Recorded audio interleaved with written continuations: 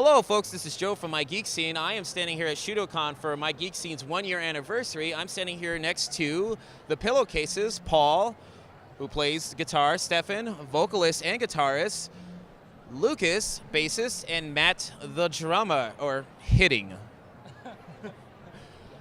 Gentlemen, how are you today? Fantastic. Yeah, we're doing great. Feeling good in the neighborhood. I mean, prior to this interview, I watched them play to a rather large crowd. And not to say that they're not deserving of it, but I was extremely surprised by how many people showed up to support, and that was awesome to see that, because the Pillows, well, for those who don't know the Pillowcases, they do covers of this awesome Japanese band called the Pillows, and a lot of people were there to support their music and the Pillows music. They were united by this awesome band. But standing before a large crowd, and I was really happy to see that. What was your take on that? As far as the crowd, we had a really interesting crowd. I think it was 1 p.m., so people were a little tired. So there wasn't a whole lot of movement like we normally see, but after every song, people just exploded. So really, really into it crowd, like kind of a low energy, high interest crowd. It was cool. It was really awesome. I just dissected that. Just cut right through it. Low energy, high interest? I mean, is there a preference? All we care is that people are into the music. Like, this crowd was fantastic. Like, we really dug them. They gave back like everything that we needed. Yeah, that's pretty much it. All right. Well, I guess we're gonna start off with a standard generic question time. Let's do it. How did you guys form? We were Yeah, all right. Well, let me see. We were an original band, and we decided to do a cover because we had this booklet of Pillows music that like showed you how to play the song. So we picked Right on Shooting Star. We really liked it. I said, hey, we could probably play cons if we learn more of these stuff, and that's how it happened. And we followed through, and now we're here. Okay. Did you have to do quite the auditioning process to get people to jump on board for this? No, I already knew most of the band. Paul came on later, but these guys, we were already in the band, and like they love the Pillows too. So, I mean, we started from that shared, Pillows stuff, and like we've known each other since high school, all of us. So you weren't necessarily a band prior to forming this? We were. Yeah, we were. I mean, me and him, we've been in and out of bands for like 16, 17 years, just stuff, and he's been, with a bunch of people too, for a little bit less, but like, we go way back. We've been we've had a bunch of different bands. All right. Well, I have to follow up with another question. Yeah. Musical influences. Paul, I'll start with you since you're so close to me. Okay. Well, I kind of stick with Beatles and stuff, but ever since playing with these guys, I've gotten really into a lot of the Pillows stuff. So, like, it's just kind of leaked into the way I play more often. So. Other than the Pillows, I would probably say. It started like in the 90s, Smashing Pumpkins, Radiohead. Lately, I'm really into Deerhoof, probably my favorite band right now. Before you start, I have to say I dug your Zero shirt from the Smashing Pumpkins because I probably own one as well, a long sleeve shirt, and I was like, wow, I can speak to him about the Pumpkins.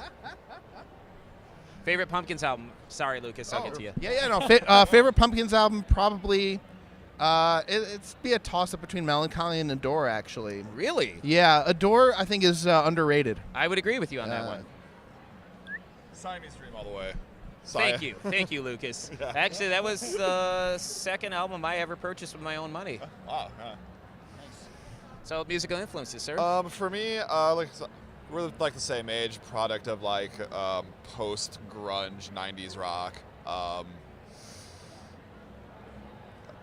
Bands like No Doubt, stuff like that, especially since I'm a bass player. The funkier ska actually was a huge influence on me when I was young. I can never remember the guy's name, but like the bass player from Real Big Fish is like an idol to me. So. Okay, I was gonna say like Goldfinger or Mighty Boss Tones. Goldfinger's the first concert we went to. Yeah, the first concert we ever went to together was a Goldfinger concert. Okay. So. Okay. I would say, the boring stuff, the Beatles, Nirvana, Radiohead. Then also lesser-known stuff like Fetla, My Barbarian, just a lot of different little things. Yeah, it's totally boring stuff.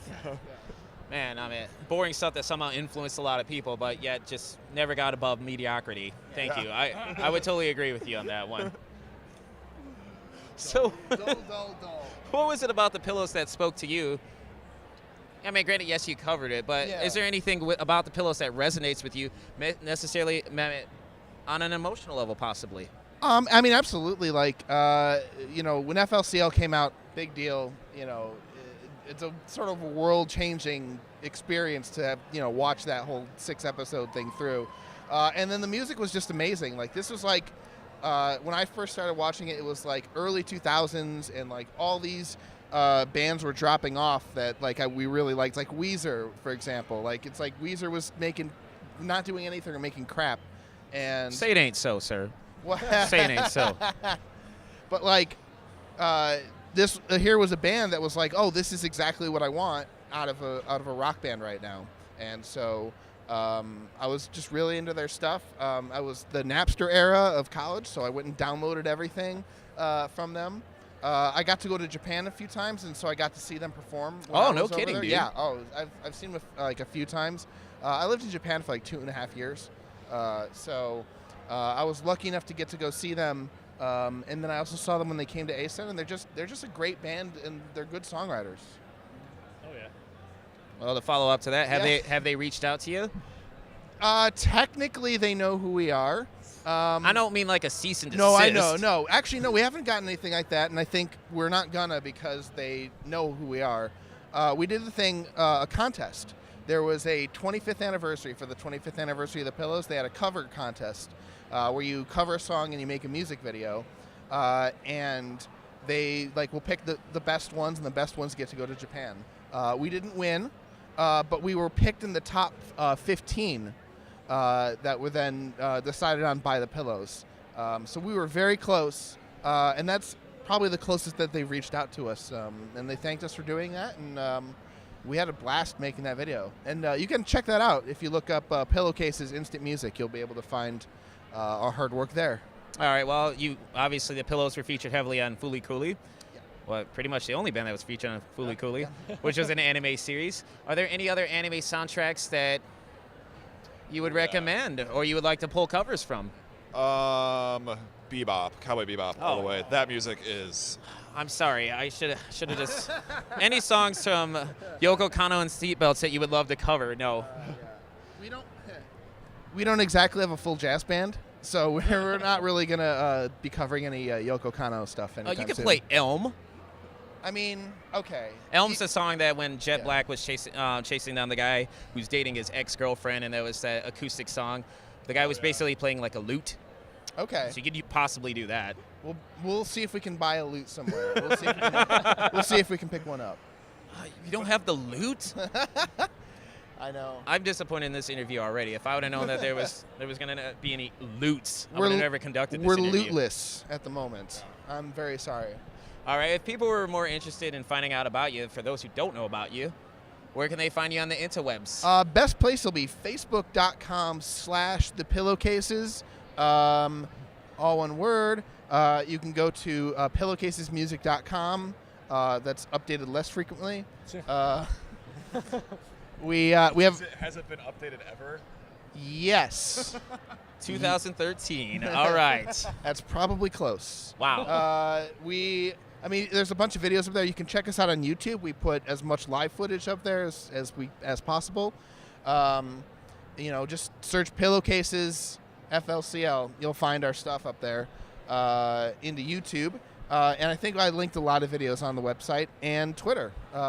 Twitter.com/thepillowcases. All right, and what would you like to say to your fans before we wrap this up? Oh, Paul sounds like he has something. Hi.